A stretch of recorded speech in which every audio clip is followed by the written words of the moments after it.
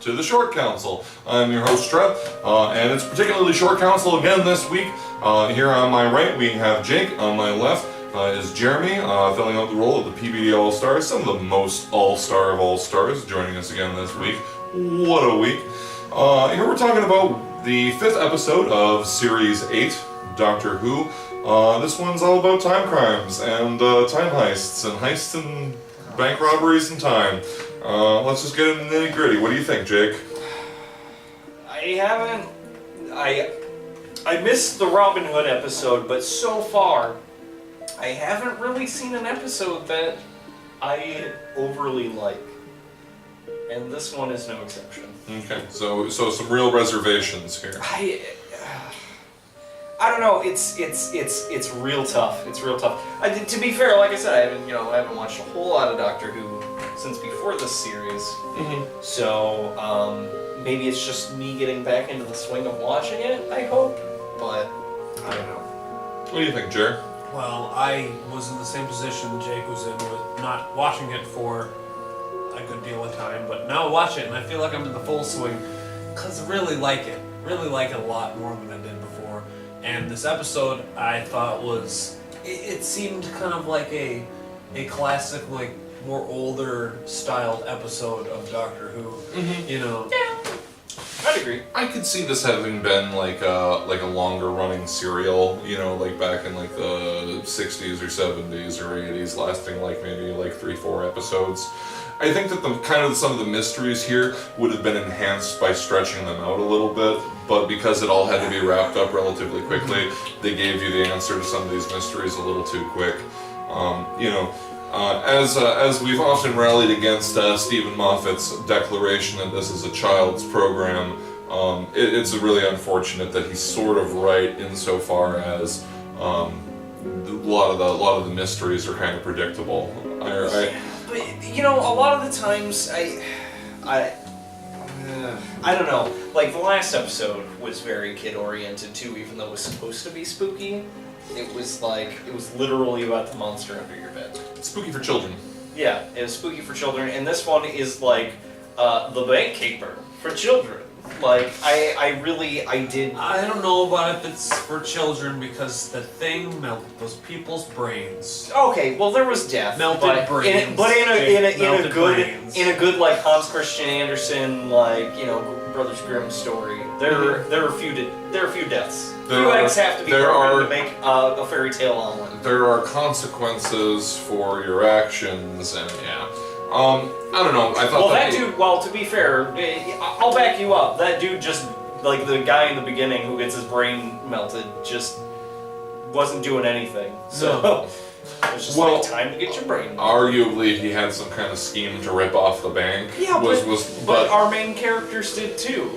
Well, yes and no. I mean, we knew that they weren't really there for like nefarious purposes, otherwise the Doctor never would have agreed, so you kind of had to take for granted right at the beginning that there's some kind of special circumstance that this is all, I don't know. It just seems like for a show that has time travel as its unique quality, they went out of their way to tell a story that had nothing to do really with time travel. Not really. It became kind of like an impetus in the beginning, the phone call, and then at the end with the director of the bank calling when she was an old woman. But aside from those two things, there literally wasn't anything in this episode that required time travel. Yeah. The whole crux and strength of the episode laid in the characters themselves not knowing the specific circumstances for why they're there. Yeah, so instead of time travel, we're stuck with amnesia. Wah wah wah. No, that's often a misstep. But on the other hand, there were some entertaining bits in the episode. I liked it. Mm-hmm. I felt it showed some different sides to the Doctor, or actually made them more prominent to the audience. He gave them those pills, those things, or whatever they were, and there's like this suicide pill, basically. Yeah. And you take this, and you're gonna, die, and you won't have to deal with this worst thing, getting your brain melted or whatever. But he gave them to them, knowing they were suicide pills. Believing them to be suicide pills. Right. Still can't do it. Disintegration devices. Well, right. even when the dude was getting his brain melted in the lobby, like, what's her face was like, "Oh, can't we do anything?" He's like, "Nope, Nothing. It's already done. It's already done. it's done. It's over." Can't do a thing. No, there does seem to be a lot of casual doctor accepting that someone's being killed in a horrific way, or tortured in some horrific way, and really not having anything else to do with it. I don't know, like the twist at the end with the teller, as it was known, the creature. We were told earlier in the episode that he was the last of his kind. So it wasn't really that much of a twist. The twist at the end that there was another one that they were using as leverage. It did kind of beg the question why he was working for him, what was his interest in all of this, and it wasn't a big twist. Well, you said it at the beginning of the episode while we were watching it. I'm sure we were all thinking it, where you're like, oh, that's, there's this character that they introduced, or the monster or whatever, and it's like that. He's in on it. Yeah, he's in on it, or he's the one they're there to bust out of the thing, because he's obviously like restrained in there, so he's also a captive of the bank. Yeah, that was interesting. There were other twists that didn't seem to make any sense, like the bank president or whatever living in her secret vault, but then having clones of herself. They kind of threw that in there at the end. What was that about? That was unnecessary, I think, to be like, oh, also she's got clones. And she's a jerk. Clones? Clones.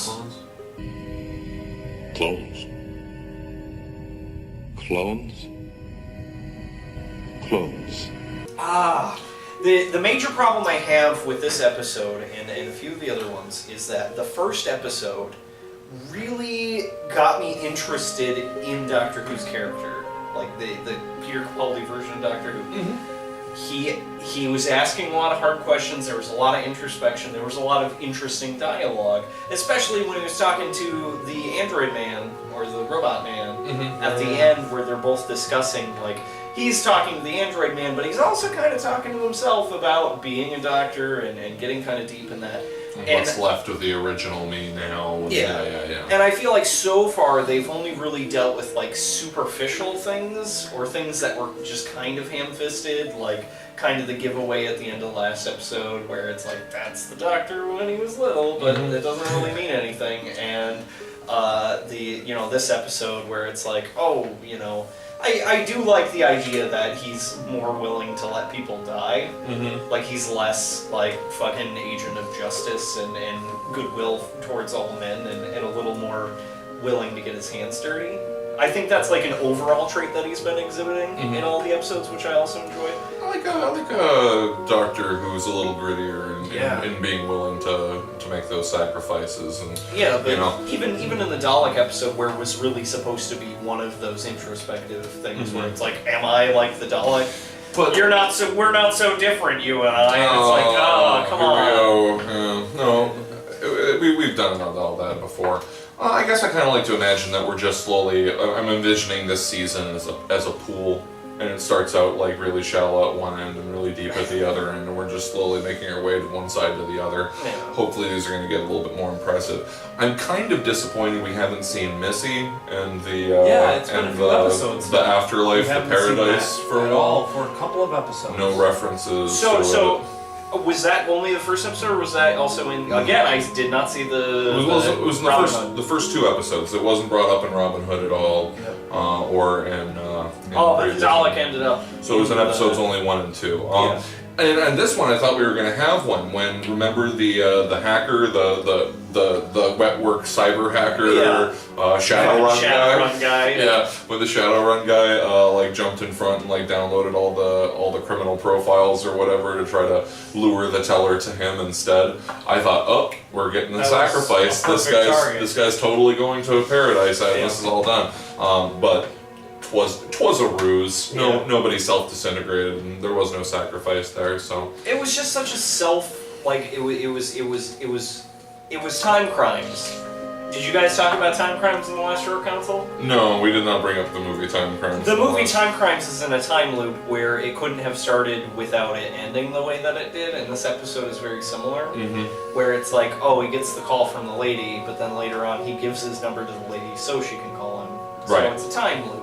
It's a time crisis. It's a closed time loop. Like where did it start and where did it end? Yeah. Was it always this way? And I did bring up in the previous short council how troubling it is to me when you remove the Doctor's agency. When you remove the Doctor actually making choices that affect the time stream, instead of just being an actor to get from point A to point B, how time was always supposed to go. It's that kind of difference between, they mentioned it several times throughout the series, fixed points in times and non-fixed points in time. And frankly, it's just not interesting for me for the Doctor to be a part of fixed points in time. Because that's like, that was always going to end up this way. Yeah. I'm just an actor playing a role. How about you be a guy who's making a fucking choice? That'd be pretty interesting, wouldn't it, Doctor? You should just fucking count your blessings. I feel like I'm being really harsh on this new series. I think we're all kind of being just a little harsh. I but don't know, Jared, I love it, but it's also there's something off. Right. I mean, I love it too. I mean, I'm not thinking about stopping and watching, and not just because we're doing a talk show here. But I want more. I want it to be better. It's not off on a terrible foot, but yeah, like I said, the pool waited. It will be eventually. Clara will be leaving.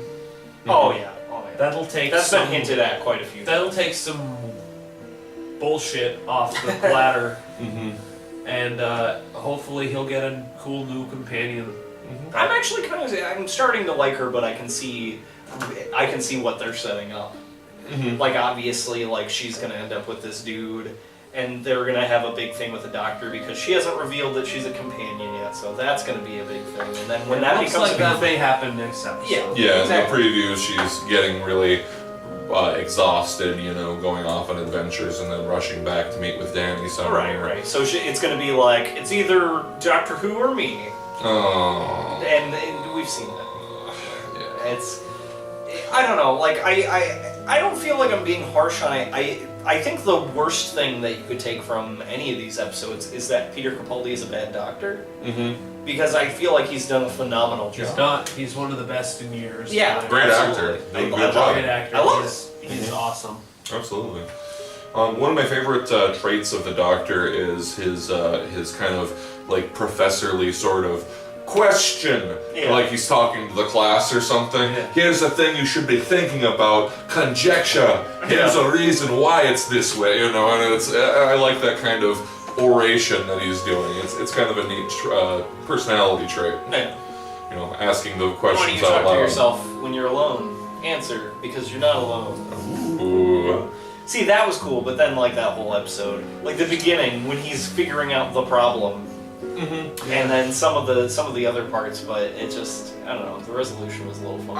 I'm noticing now his this other trait he has where he has to openly and vocally try to get through to the problem.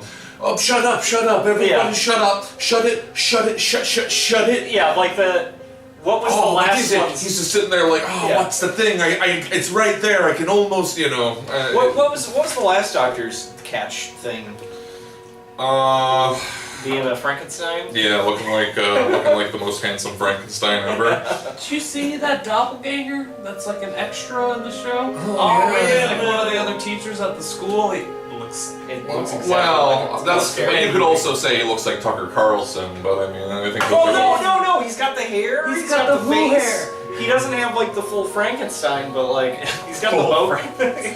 You never go full Frankenstein. It's interesting you mention that because.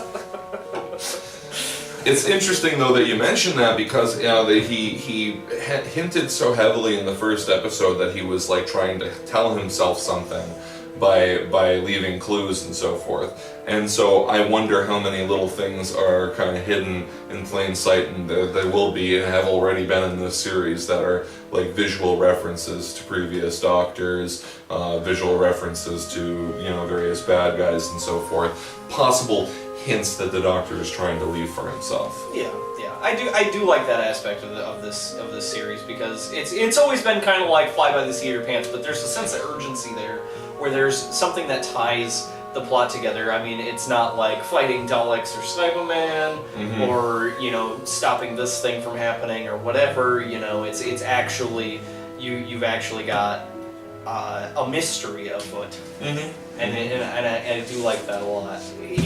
There is like old school Sherlock Holmes kind of in there too, where he is very deductive. I have noticed a lot more Sherlock-y typeness out of Capaldi. Yeah, actually. I'm enjoying it, and I think that's his catchphrase. That's what I was trying to get at. I think that's his catchphrase though. Is the shut up, shut up, shut up, shut up, instead of I'm so sorry. I'm sorry? Like I said, it was very predictable. Them going in, oh, we don't know what we're doing. Who are you guys? Oh, you do the shape-shifting thing, but you can't control it, so obviously you're gonna get some sort of thing. You know, it was very Wizard of Oz, where it's like, you get a brain, and you get a heart, and, you know... Yeah, the one part that bothered me was that they continued to imply, like in the beginning, how all the different levels of defense and security at the vault, all the safeguards and everything, they talked about people getting torched and like the sensors, and he had to go like pass a sensor like between every room and everything, and then they basically just got around that. They never had to worry about jets of flame shooting out of the wall, or you know. Most of those hallways were just like boring ass. They looked like you were in the back of an arena or something. like the Ocean's 11, where he's walking down the hallway and he's got to like have the thing, because it's like they're all the same hall. I mean, I get it. I'm not gonna make fun of them for production. Us of all people should not be making fun of a restrictionary budget, but at the same time, you film it from different angles, and there were a lot of shots that seemed kind of overused, and that's when you start getting that feeling where it's like, this is the same fucking thing over and over again. You know, you shoot it from here, you shoot it from there, you shoot it from here, close up, far away, you know, like you have to mix up your shots if you're using the same area. We got the budget for a reception room and a vault room and otherwise a kid's boiler, like a high school boiler room. Yeah, we're gonna go down to the local high school, get some cameras down there. We'll talk to the janitor. I talked to the janitor after hours, give him a 6-pack and a pack of cigarettes, and we'll have access. Yeah, I can do that for you.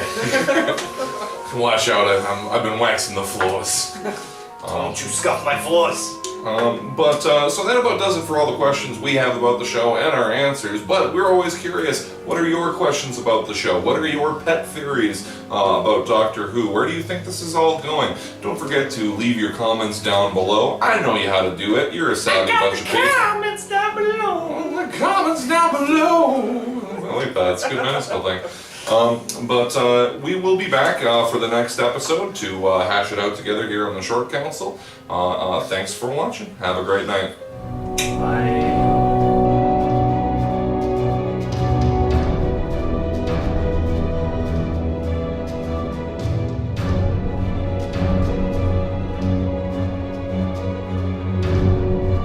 Peanut butter disaster.